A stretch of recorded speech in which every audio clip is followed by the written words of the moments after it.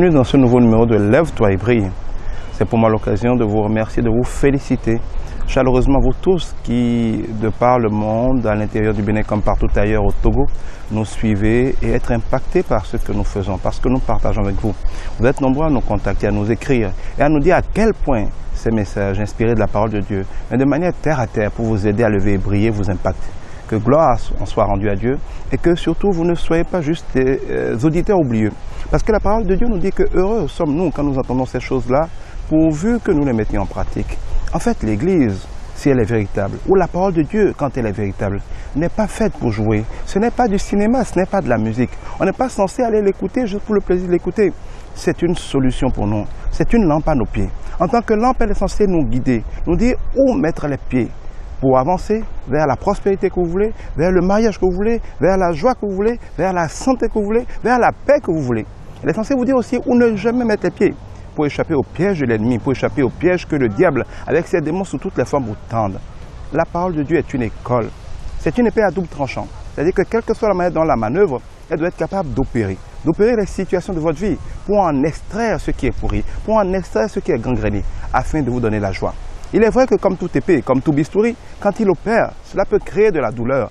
Mais cette douleur n'est que passager. C'est une douleur qui délivre. La parole de Dieu est l'expression même de l'amour de Dieu. C'est la révélation de ce que Dieu a conçu pour vous délivrer. Lève-toi et brille n'a de sens dans votre vie que si ce que vous entendez, vous le pratiquez. Chaque fois que vous recevez un principe, ne vous contentez pas de le trouver merveilleux, mais levez-vous et brillez avec ce principe. Mettez-le en pratique, opérationnalisez-le. Quand vous finissez d'écouter Lève-toi et brille, prenez des résolutions. Qu'est-ce qui doit changer dans votre vie? Qu'est-ce que vous devez réévaluer dans votre vie? Qu'est-ce que vous devez ajuster dans votre vie? La parole de Dieu nous dit que heureux sommes-nous plutôt quand nous entendons ces choses, pourvu que, à condition que nous les mettions en pratique. La parole de Dieu doit être pratiquée. Dieu dira à Josué, Josué c'est celui qui va entrer le peuple de Dieu dans la terre promise, parce qu'ils ont quitté l'esclavage de l'Égypte, comme vous êtes en train de quitter au nom de Jésus, l'esclavage de tous vos problèmes. Mais ils n'ont pas été directement à Jéricho. Ils ont d'abord traversé le désert. Nous aurons l'occasion d'en parler sur Lève-toi et brille. C'est dans le désert, Dieu va leur faire franchir un certain nombre d'étapes qui vont être indispensables pour les rendre capables d'entrer dans la joie de Jéricho. Dans le désert, ils survivaient. Dans le désert, ils mangeaient juste ce qu'il faut. Ils buvaient juste ce qu'il faut. Ils n'étaient pas malades, ils étaient en bonne santé. Mais ils n'étaient pas dans le pays où coule le lait et le miel. Et Moïse, qui les a sortis d'Égypte, n'a pas été capable de rentrer à Jéricho. Parce que lui aussi, il n'y est pas rentré d'ailleurs. Et des 2 millions de personnes qui sont sorties d'Égypte, tous sont morts, sauf 2, Josué et Caleb. Il n'y a que Josué et Caleb, avec une nouvelle génération, leurs descendants, qui est finalement rentré à Jéricho. Mais pour qu'ils rentrent à Jéricho, il y a un certain nombre de choses à comprendre. L'une des seules choses importantes, c'est ce que Dieu dira à Josué. 1. Fortifie-toi et prends courage. La vie n'est pas faite pour les lâches, pour les crétins, pour les paresseux, pour les gens qui sont tout le temps en train de se plaindre. Se plaindre n'apportera jamais rien. Il t'en sera toujours fait selon ta foi. Si tu te plains à longueur de journée, si tu es tout le temps en train de maugréer, si tu es tout le temps en train d'en vouloir à tout le monde, tu n'iras nulle part. Dieu ne siège pas sur les complaintes de son peuple. C'est le diable qui siège dans les complaintes. Parce que chaque fois que tu te plains, tu dis au diable bravo. Tu fais la publicité pour les yeux de Satan. Tu racontes aux gens les exploits de Satan dans ta vie.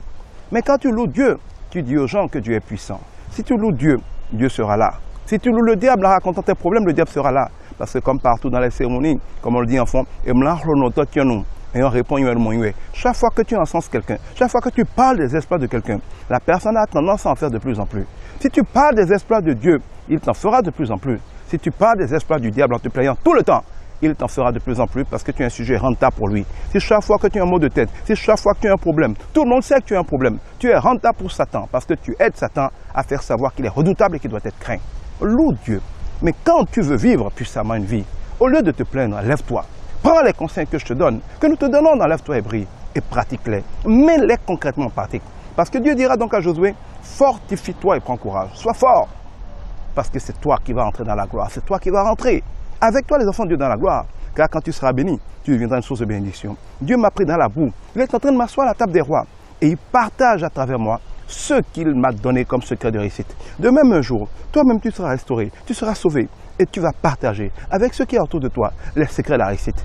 Dieu va donc te rentrer à Jéricho et va te faire entrer déjà à Jéricho. Pour cela, tu dois être fort et prendre courage. Pour cela, tu dois aussi méditer la parole de Dieu.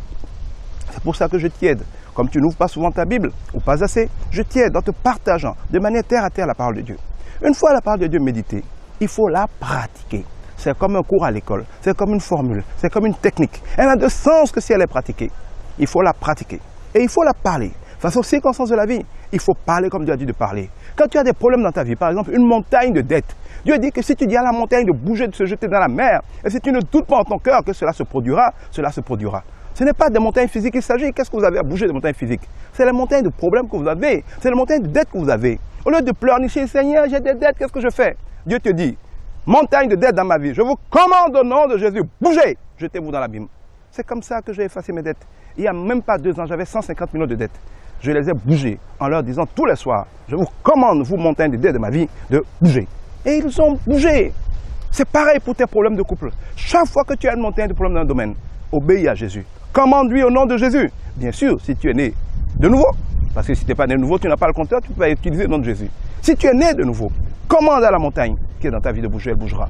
C'est cela la parole de Dieu. Ça doit se pratiquer. Si tu la pratiques, si tu la parles, tu verras des exploits. Tu feras des exploits, tu seras un exploit. Que Dieu te bénisse.